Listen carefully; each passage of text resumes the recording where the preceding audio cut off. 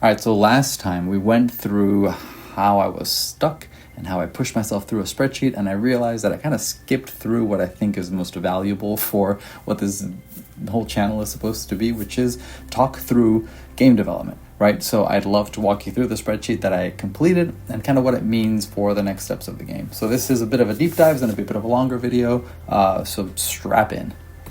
So what you see here is the spreadsheet of all of the encounters for the game. There's a few concessions that we're going to have to make, and I'm going to have to teach you a little bit more about this game that I've been working on for years. So the working title for the game is Adventurer Primer. It's up here at the top. I don't know if that's the long-term name, but it's what I've got for now. The idea is that this is going to help kids understand basic archetypes, basic encounter resolution mechanics, so that they can be primed to go on adventures. So Adventurer Primer. It's a placeholder. I really like it, so it might stick around. The other thing that you have to learn is that there are multiple encounter types. So we've talked about how it's a tile laying kind of dungeon crawly game. You're going to be selecting hexes to explore, flipping over those hexes, and on them there's going to have multiple types of encounters, and that's going to be our first column here that we're going to go through, right? What types of encounters have I built and designed for this game? There's, I think, 4 or 5 basic ones. We have creature encounters, which could be fight the creature, or there might be other ways to resolve it. There are RP or role-playing encounters, so this is going to be something where you're going to be rolling to use your ponder or your charisma or whatever stat you need to role-play these situations.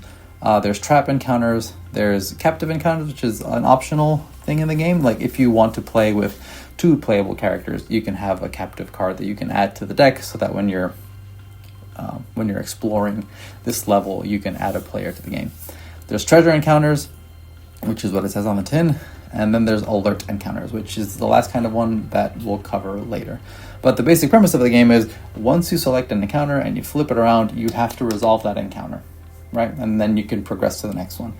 The other thing that you're going to see here is just the name of the encounter, but every encounter is going to have a number of checks. So think of these as like health points, or the amount of times that you need to succeed at a roll or encounter this thing in order to succeed. So in the snake example, it's a small creature. 1 check is enough to defeat it. And what is that check? Well, we have to establish target numbers. And this is where I was talking about my spreadsheet of dice and trying to get those numbers. This is the spread that I got on this kind of dice calculator website. Let me zoom in a little bit more here. But remember, in this game, you're rolling 2d6 at level 1, taking the lowest. At level 2, you're just rolling 1d6 straight. At level 3, you're rolling 2d6, taking the higher, so you're rolling an advantage. And then level 4, you're rolling both d6, so you're rolling like up to 12, which is a crazy amount. And this is kind of the spread of numbers that you would be rolling at each encounter or each kind of roll. So a lot of times you'll be rolling 1s, a lot less you're going to be rolling 6s because you're going to be taking the lower. So this helped me get an idea of about how many stats I might have to have. The other thing that you'll see, let's all zoom down. The other thing that you'll see here then is those target numbers based on those dice numbers that we saw. So what is a reasonable amount to try to have a character hit? And I established these target numbers. Think of them as like AC or DC in Dungeons and Dragons, right? This is the number that you must roll at or higher in order to succeed. The next column here is the skill. So this is going to be the skill that you're going to roll in order to try to achieve that target number. So to defeat a snake, you can roll power 3. And if you do, you receive 1 of material. So all these skills are going to be based on your character sheet. So we've talked about that before too. You're going to have 4 possible skills here. So you have power, precision, ponder, and presence. So you're going to have like your power, whether you're blasting magic or if you're like using your sword and axe and brute strength, that's your power. Precision is going to be kind of more stealthy, or your archer or rangers might be using that kind of precision roll. Ponder is going to be your brain, whether it's wisdom or intelligence. Presence is going to be more like your charisma or your intimidation, that kind of thing. So power, precision, ponder, or presence, these are going to be the different skills that you're going to be rolling and trying to achieve that target number. Another thing that we have to talk about before we like get deep into all these is that when you set up your characters in this game, you're going to have to select your stats for those 4. So similar to most role-playing games, you're going to have stats that are going to add or reduce in certain skills. this game is pretty flat. You're going to take a +2, a +1, a 0, and a -1. So you're going to have something that you're really, really good at, something that you're pretty good at, something that you're average at, and something that you're bad at. And you're going to have to place those in different skills, depending on the kind of character that you want to play. So I was like, oh God, I have all of these. What are the characters that you're going to play? So we're working on this archetype spreadsheet as well, and that's still on my to-do. Because as I started playtesting this with just plain rolls, I realized I actually need to have these special abilities figured out. So we'll get into that in a minute. So, type of encounter, the number of checks you have to make to succeed, to defeat it or conclude it, the target number that you're aiming to hit, the skill that you're using to try to hit on that target number, and then the reward that you'll get. There's lots of different rewards. Part of the game is also like inventory management, so it is a little dungeon crawly in that sense. You have an artifact, you have food, you have gold, and you have raw materials, right?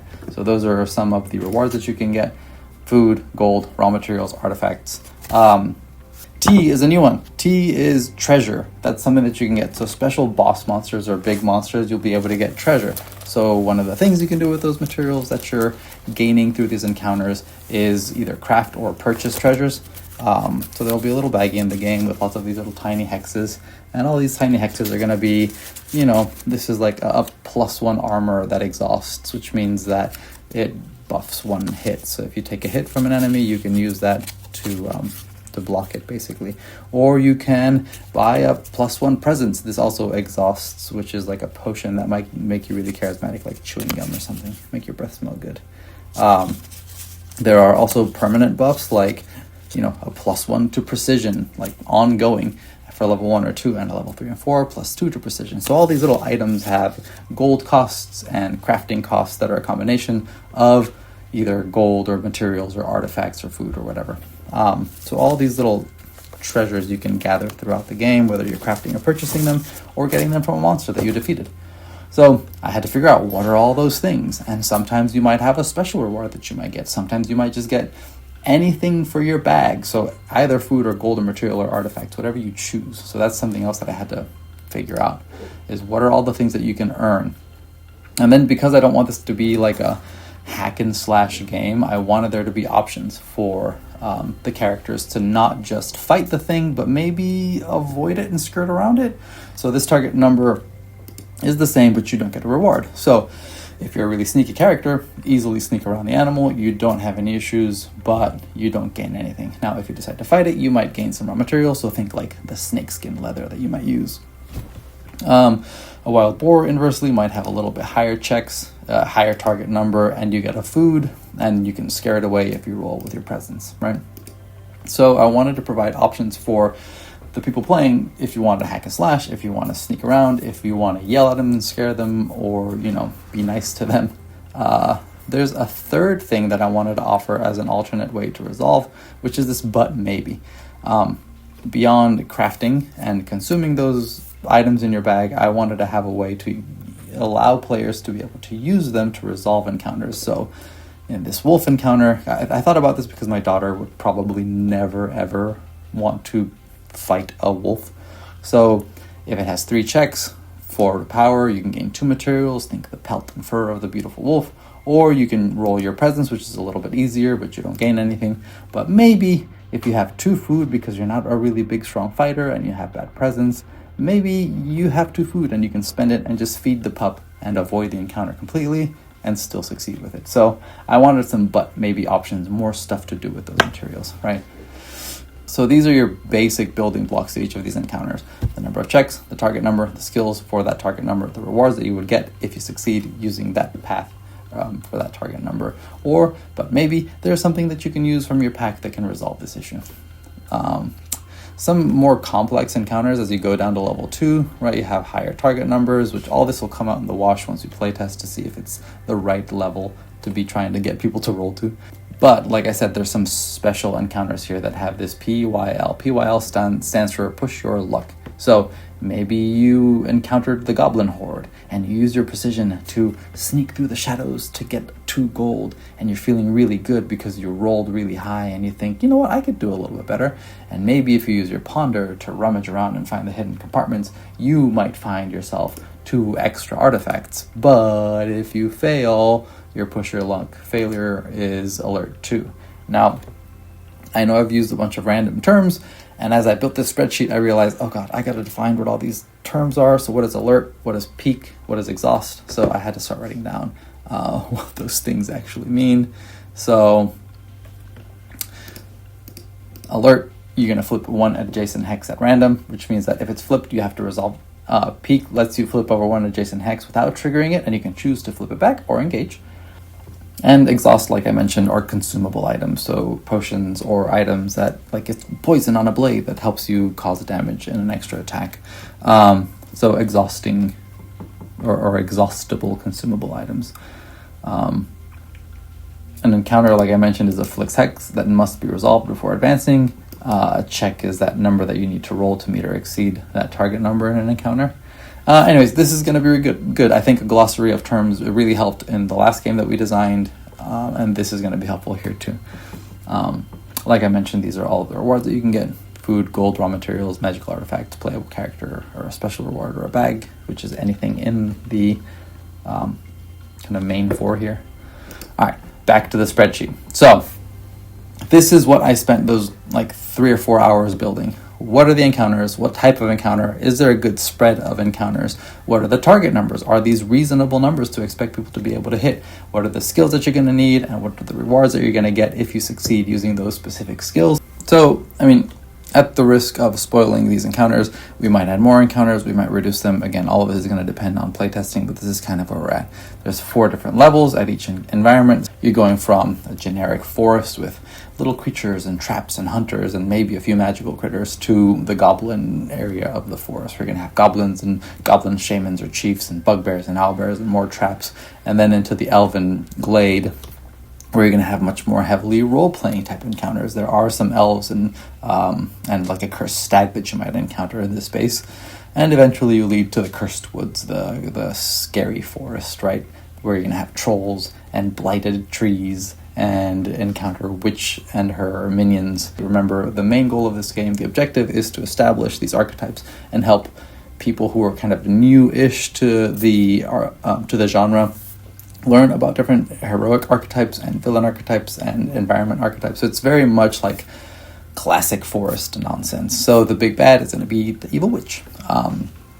At this point, you're rolling 2 dice, you're rolling super high. Ideally, you have magic items that you can use to increase your rolls, and you go to face the big bad. Now, the big bad, I decided, is going to be this kind of unfolding hex, where a normal encounter might just be this little hex right with your 2 different skills that you're rolling in order to try to succeed.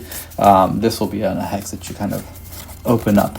So there'll be a lot more room here. And it kind of looks like a candy, which is cool. There's going to be a lot more room here because I think it's going to be multiple health bars, basically, that you're trying to fight the witch at. So at level 4, you'll have 4 persistence, which is the name that I'm using for health points, and then you're going to have your 4 levels. So you have about 8 health that you can chip away at, which means that there has to be more than 8 checks that you have to do against the big bad, or else there's no risk of losing, unless there's special abilities where the big bad might cause multiple damage on misses or failures. So you're going to have options in order to be able to use all your fantastic abilities that you gained throughout this adventure.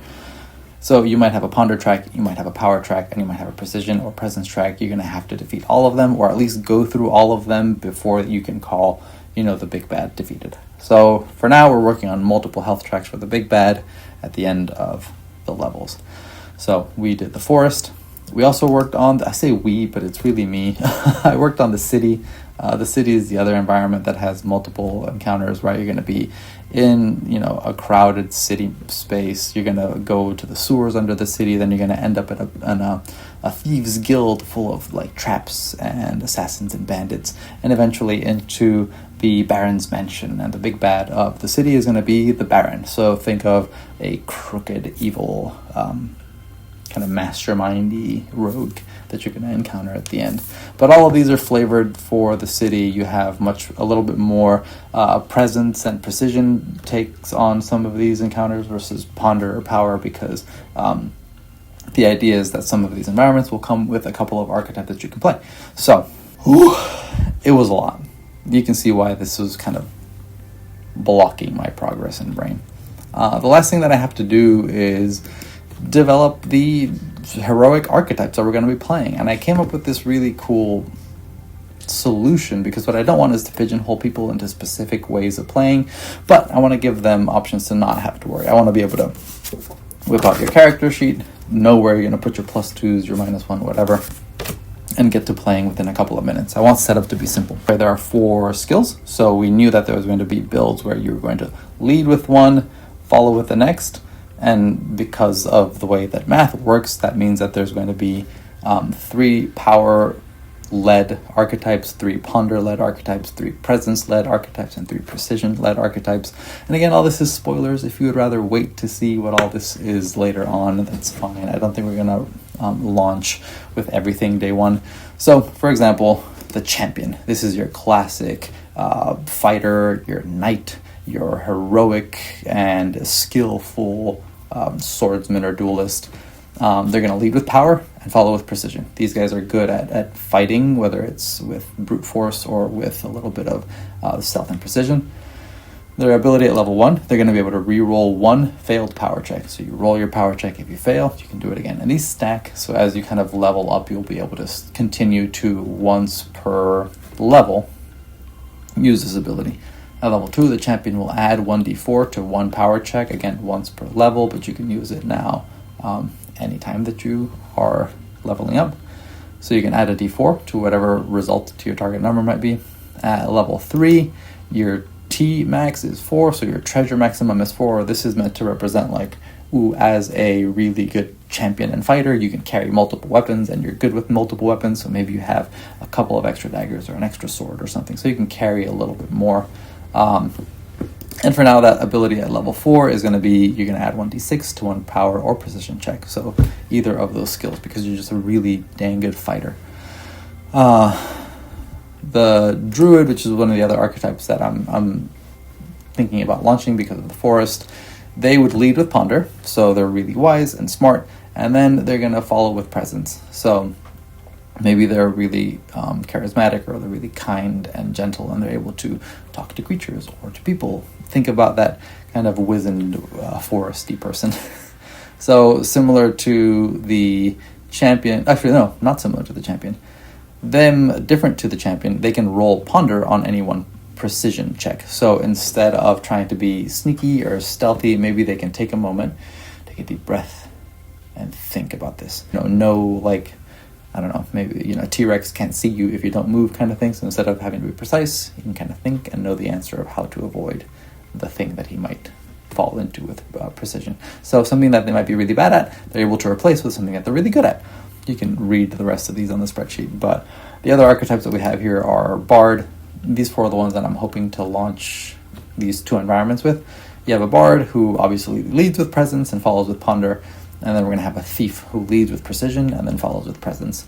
And if you see the breakdown of all of them are built kind of the same. You lead with power, follow with another. You lead with power, follow with another. So Barbarian might lead with power, but follows with that presence, that rage, that aggressive kind of intimidation vibe. So I feel like these would give you your +2 and your +1, and then the other 2 stats you can choose what you put into them. So if you're playing the Thief, you have really high precision, you have +2 precision, you have +1 to presence, and you can put your 0 and your -1 wherever you want. The only thing that I wanted to dictate, or at least provide, was where you place your 2 higher stats and what that means for the archetype that you can play. And you can still put power and precision and pretend that you're playing power and precision and pretend that you're playing whatever you want to play. But these abilities, I think, are going to be really fun. They'll be able to buff your characters and give them some cool flavor as you level up. So still working on those abilities. Forest is done. City is done. The next 2 environments are going to be caves and catacombs. So that's it. Thank you for hanging in there. It's a long one, but there was a lot to cover. A lot that I learned in putting this together. Still a little bit more work to do, but enough for me to be playtesting with this kind of sketchy, scratchy version that I made. I'm really enjoying it. It's really simple. The game, it sounds really complex, but once you get going, once I taught my kids how to play, it took me 5 minutes to go through a couple of the kind of initial encounters and explain what you get and how you're using these abilities, and then I just let them play. I watched them a few times, and then they've just been picking it up and playing it randomly. It's a very simple game, but there's stuff that I still need to figure out. Lots of like random little details to iron out, but I think for now, that's it. Thank you so much for watching and hanging out. Until next time, see ya, bye.